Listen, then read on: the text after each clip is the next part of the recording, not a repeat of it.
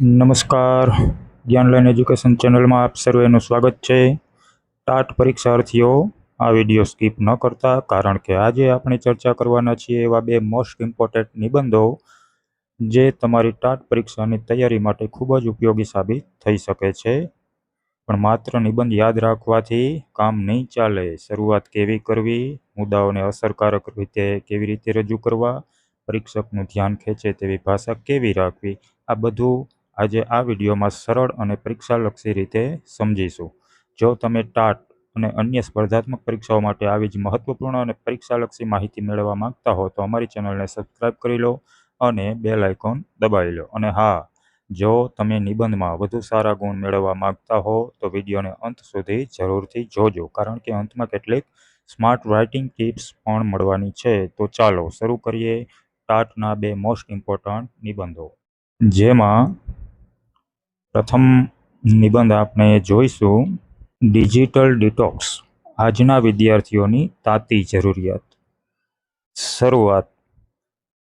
Technology આપણને દૂરના લોકોની નજીક લાવે છે, પણ નજીકના લોકોથી દૂર લઈ જાય છે. વ્યાખ્યા જોઈએ તો ડિજિટલ ડિટોક્સ એટલે સ્માર્ટફોન, સોશિયલ મીડિયા અને ઇન્ટરનેટ જેવા ડિજિટલ સાધનોથી એક ચોક્કસ સમય માટે સંપૂર્ણપણે સ્વેચ્છાએ દૂર રહેવું. ડિજિટલ ડિટોક્સની જરૂરિયાત માટે મુખ્ય 3 શબ્દો છે, જેમાં પ્રથમ શબ્દ છે એટેન્શન સ્પેન. રીલ્સ, શોર્ટ્સ અને નોટિફિકેશનના સતત મારાથી વિદ્યાર્થીઓનો એકાગ્રતાનો સમય ઘટી રહ્યો છે, જેનાથી ઊંડાણપૂર્વકનો અભ્યાસ અશક્ય બને છે. બીજો શબ્દ છે ફોમો, પાછળ રહી જવાનો ડર.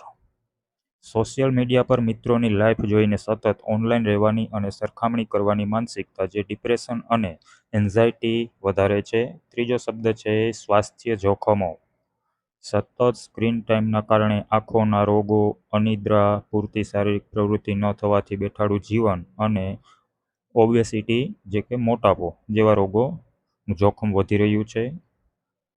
હવે આવે છે ડિટોક્સના ફાયદા અને ઉકેલ, જેના મુખ્ય 3 શબ્દો યાદ રાખવાના છે. પ્રથમ છે સ્ક્રીન ટાઈમ નિયંત્રણ. શાળાઓ અને ઘરોમાં નો ગેઝેટ અવર કે જમતી વખતે સ્માર્ટફોન ફ્રી ઝોન બનાવવો. બીજો શબ્દ છે પ્રકૃતિ અને મેદાન તરફ પુનરાગમન. વર્ચ્યુઅલ દુનિયામાંથી બહાર આવીને મેદાની રમતો, ઇતર પુસ્તકોનું વાંચન અને પરિવાર સાથે જીવંત સંવાદ વધારવો. ત્રીજો શબ્દ છે ઉત્પાદકતામાં વધારો. ગેઝેટ્સથી દૂર રહેવાથી મગજને શાંતિ મળે છે, સર્જનાત્મકતા ખીલે છે અને અભ્યાસમાં એકાગ્રતા વધે છે. હવે અંતમાં આવે છે નિષ્કર્ષ, જેના 2 મુખ્ય શબ્દો છે. પ્રથમ છે ડિજિટલ સંતુલન.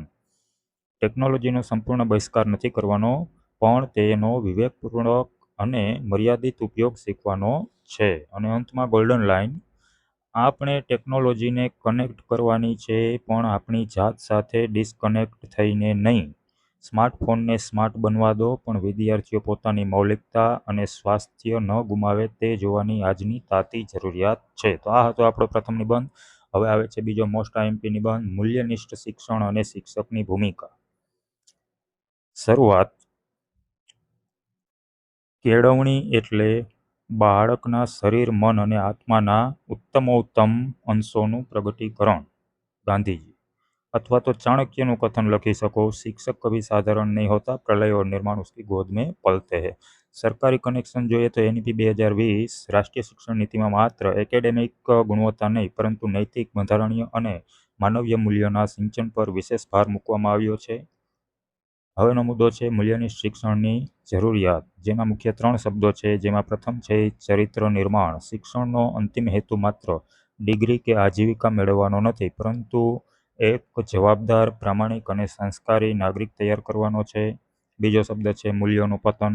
આજના ભૌતિકવાદી અને ડિજિટલ યુગમાં વધતી જતી ગુનાખોરી, સ્વાર્થવૃત્તિ અને પશ્ચિમી સંસ્કૃતિના આંધળા અનુકરણ સામે નૈતિક મૂલ્યોનું રક્ષણ કરવું અનિવાર્ય છે. ત્રીજો શબ્દ છે સામાજિક સમરસતા. વિદ્યાર્થીઓમાં નાનપણથી જ કરુણા, સહાનુભૂતિ, દેશભક્તિ, સહિષ્ણુતા અને લિંગ સમાનતા જેવા સામાજિક મૂલ્યો ખીલવવા. હવે મુદ્દો આવે છે શિક્ષકની સાચી ભૂમિકા, જેના મુખ્ય 3 શબ્દો. પ્રથમ શબ્દ છે આદર્શ વ્યક્તિત્વ. શિક્ષક જે બોલે છે તેના કરતાં તે જે જીવે છે તેની અસર બાળક પર વધુ થાય છે. શિક્ષકનું પોતાનું વર્તન નૈતિક અને મૂલ્યનિષ્ઠ હોવું અનિવાર્ય છે. બીજો શબ્દ છે મૂલ્ય પ્રેરક. ગોખણપટ્ટી દ્વારા મૂલ્યો શીખવી શકાતા નથી. શિક્ષકે વર્ગખંડમાં વાર્તાઓ, નાટકો અને મહાપુરુષોના જીવન પ્રસંગો દ્વારા મૂલ્યોને જીવંત કરવા પડે છે. ત્રીજો શબ્દ છે લોકશાહી વર્ગ વ્યવસ્થા. વર્ગખંડમાં ભયમુક્ત વાતાવરણ ઊભું કરવું, દરેક બાળકને સમાન તક આપવી અને સજામુક્ત શિસ્ત દ્વારા નૈતિકતા કેળવવી. હવે આવે છે નિષ્કર્ષ, જેના બે મુખ્ય શબ્દો છે. પ્રથમ શબ્દ છે સર્વાંગી વિકાસ. મૂલ્ય વગરનું શિક્ષણ એ આત્મા વગરના શરીર જેવું છે.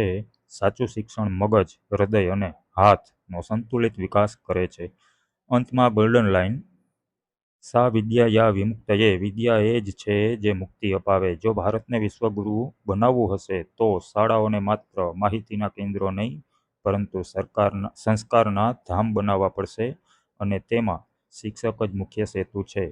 તો આ હતા આપણા આજના બે મુખ્ય ઇમ્પોર્ટન્ટ નિબંધો. ફરી પાછા મળશું ફરી બે નિબંધો સાથે.